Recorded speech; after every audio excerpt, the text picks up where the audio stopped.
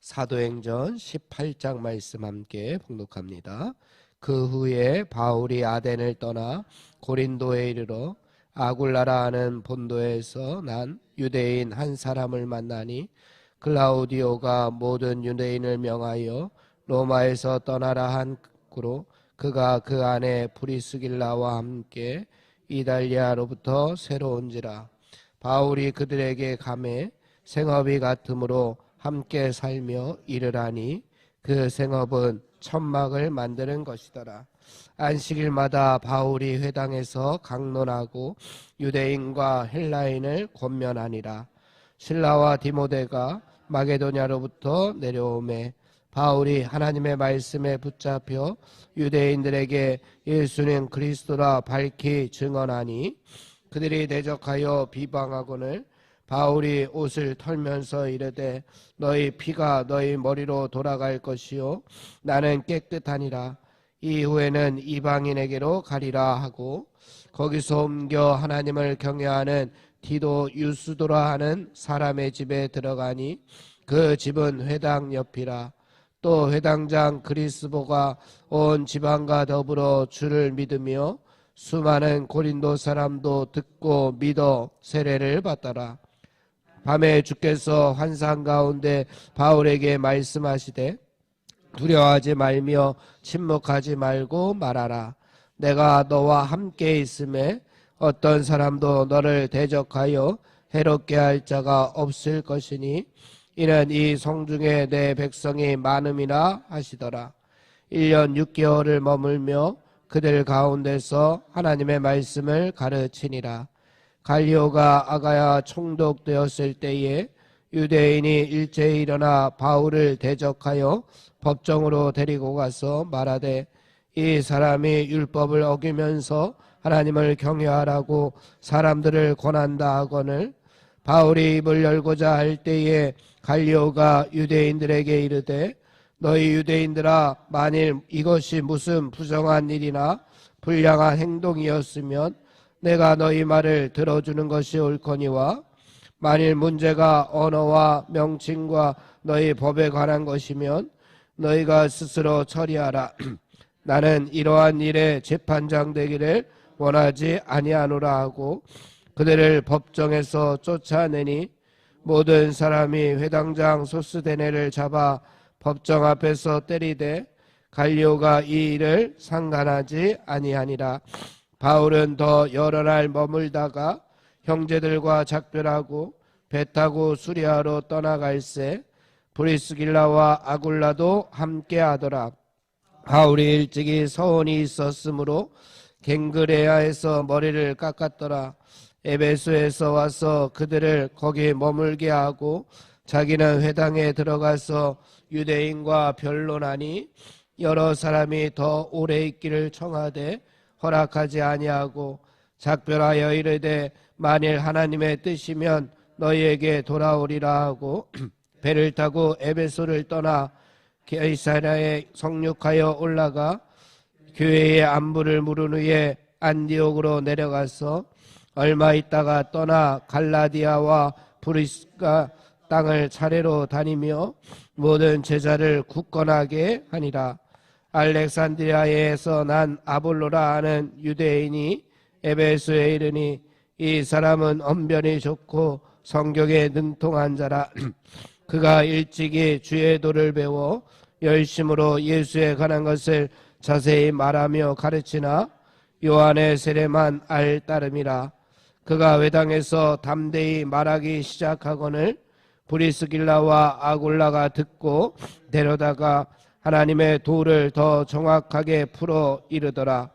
아볼로가 아가야로 건너가고자 하므로 형제들이 그를 격려하며 제자들에게 편지를 써 영접하라 하였더니 그가 감에 은혜로 말미암아 믿은 자에게 많은 유익을 주니 이는 성경으로서 예수는 그리스도라고 증언하여 공중 앞에서 힘있게 유대인의 말을 이김이로라. 아멘.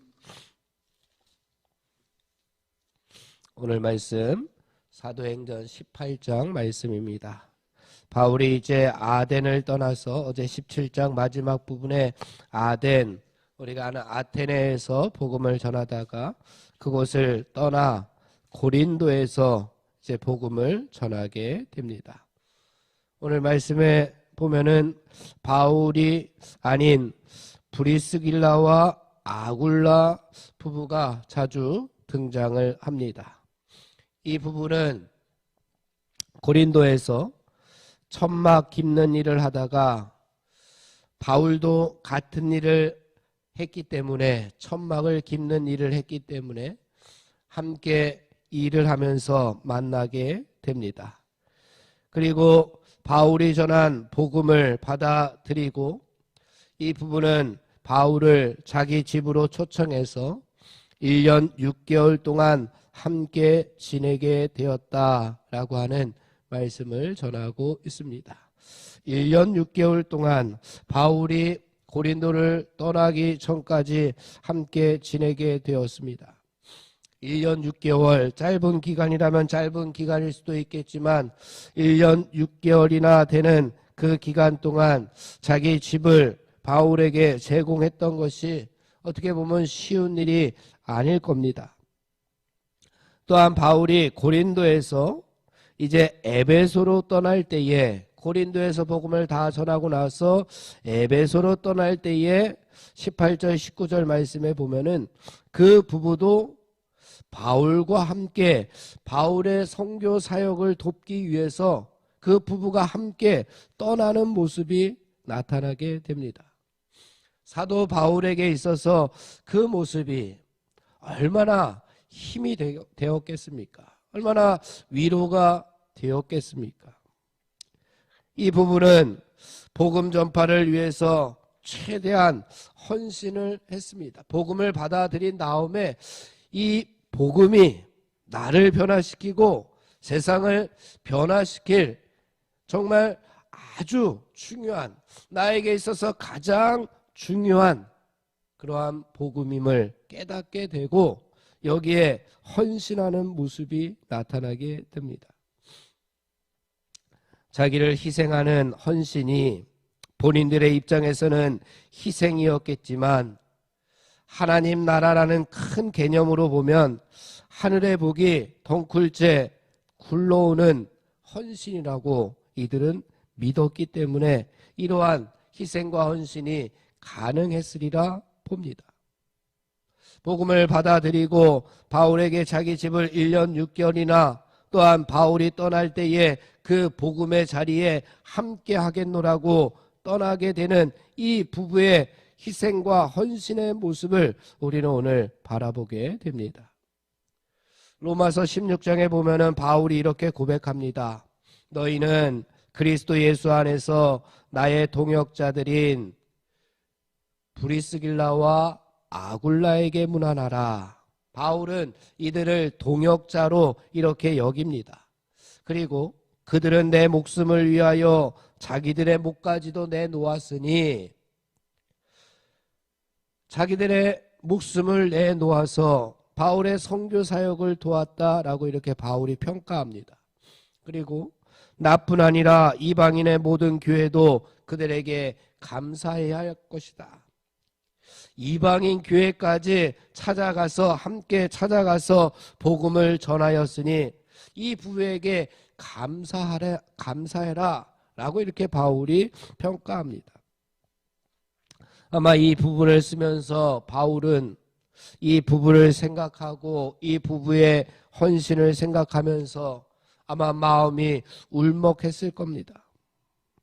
사도 바울에게는 이 부부의 용기 있는 헌신이 큰 위로와 큰 힘이 되었을 것이 분명합니다. 그래서 바울이 될 수 있었던 것은 하나님의 은혜도 있었지만 자기의 목숨까지 내어놓으며 헌신했던 이 브리스길라와 아굴라 부부와 같은 소중한 동역자들이 옆에 있었기 때문에 하나님의 사역을 담대하게 감당할 수가 있었다라고 하는 겁니다. 전승에 따르면 아굴라는 천민 출신입니다. 로마의 천민 출신으로 로마에서 쫓겨난 이 아굴라는 천민이지만 초대교회의 한 지역을 담당하는 주교가 되었다라고 이렇게 전해집니다. 이렇듯 하나님을 위해서 헌신했던 시간들이 아무것도 아닌 것 같지만 내가 하나님 앞에 충성하고 내가 하나님 말씀에 순종한 그 시간들이 아무것도 아닌 것 같지만 결코 헛되지 않음을 보여줍니다. 사랑하는 성도 여러분, 우리들도 거룩한 일에 헌신함으로 하나님께서 주시는 행복함 속에서 오래도록 이들 부부처럼 아름답게 그 이름이 기억되는 그런 복된 영혼들이 다 되기를 주님의 이름으로 축원을 드립니다. 바울은 많은 것을 갖춘 위대한 인물이었지만 혼자서는 그 위대함이 빛나지 못했을 겁니다. 아무리 훌륭한 사람도 홀로 살 수는 없습니다. 동력자가 반드시 필요합니다. 우리에게도 동력자가 필요합니다. 목사님이 동력자가 되기도 하고 또한 부부가 서로 동력자가 되기도 하고 자녀들이 아니면 옆에 있는 성도들이 동력자가 되기도 합니다. 나 혼자가 아님을 이 말씀 순종의 이 또 믿음의 길에 십자가의 길에 나 혼자가 아님을 우리는 꼭 깨닫고 서로 힘을 합쳐서 하나님의 거룩한 사명을 감당하는 그러한 동력자들이 되기를 간절히 바랍니다. 그리고 여기에 가장 필요한 것이 있는데 고린도 교회에서 한참 사역이 일어날 때에 어느 날 밤에 예수님이 환상 중에 바울에게 이렇게 말씀합니다. 우리 9절과 10절의 말씀을 함께 봉독해 보겠습니다. 9절과 10절입니다. 시작. 밤에 주께서 환상 가운데 바울에게 말씀하시되 두려워하지 말며 침묵하지 말고 말하라. 내가 너와 함께 있음에 어떤 사람도 너를 대적하여 해롭게 할 자가 없을 것이니 이는 이 성중에 내 백성이 많음이나 하시더라. 아멘. 두려워하지 말라. 계속 말씀을 선포하라. 내가 너와 함께 하리라. 아무도 너를 해치지 못할 것이다. 이 성에 백성들이 믿는 백성들이 많다. 이렇게 예수님께서 환상 중에 바울에게 나타나서 말씀합니다. 왜 이런 말씀을 바울에게 주셨을까? 아마 이 환상을 받기 전에 바울에게 있어서 많은 유대인들이 반대자들이 무서운 핍박과 위협을 가했을 겁니다. 그때에 예수님께서 두려워하지 말라. 그 핍박, 그 고난, 그 위협들 두려워하지 말라. 계속 말씀을 선포하라. 이렇게 환상 중에 예수님께서 말씀하고 있는 겁니다. 그 어려움 가운데 함께 하시는 예수님을 바라보며 그리고 담대히 복음을 전하게 되는 내용이 그 뒤에 나타납니다. 가장 중요한 것은 무엇이냐? 내가 하나님의 동력자로 바로 서느냐, 바로 서지 못하느냐입니다.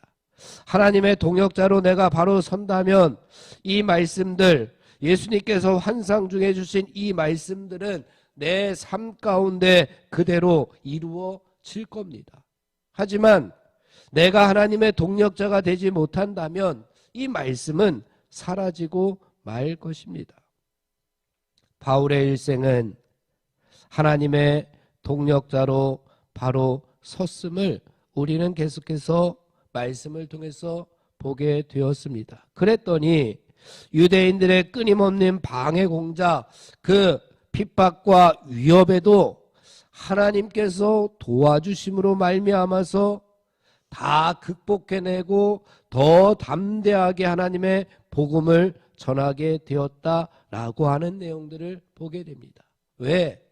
늘 바울은 하나님을 동역자로 삼았기 때문에, 하나님과 함께 동행하는 삶을 살았기 때문에 가능했습니다.